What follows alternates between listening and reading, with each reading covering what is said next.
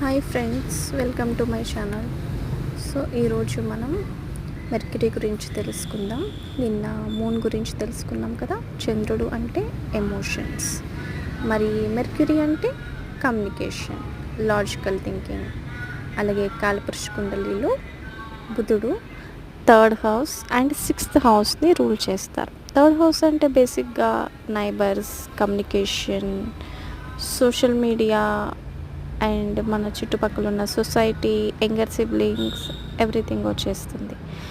And sixth house related to diseases, అంటే మన enemies, మనం లైఫ్లో పడే స్ట్రగుల్స్, మన daily life style, career, everything అంతా కూడా సిక్స్త్ హౌస్ ఇండికేట్ చేస్తుంది.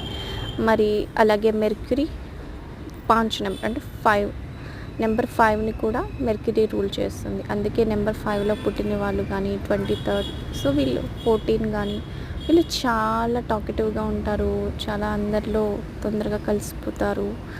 అండ్ వీళ్ళకి తిరగడం అంటే చాలా ఇష్టం ఉంటుంది, ఫ్రెండ్స్కి చాలా ఇంపార్టెన్స్ ఇస్తారు, సోషల్ లైఫ్ని బాగా ఎంజాయ్ చేస్తారు.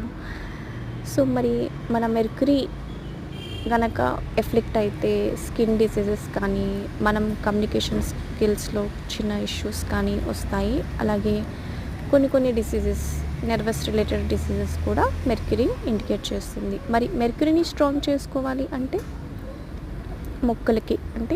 మొక్కలు మంచిగా పెంచుకుంటూ ఉండండి, గ్రీనరీలో ఎక్కువ గడుపుతూ ఉండడము, ఎట్ ది సేమ్ టైం పిల్లలకి బుక్స్ ఇవ్వడము.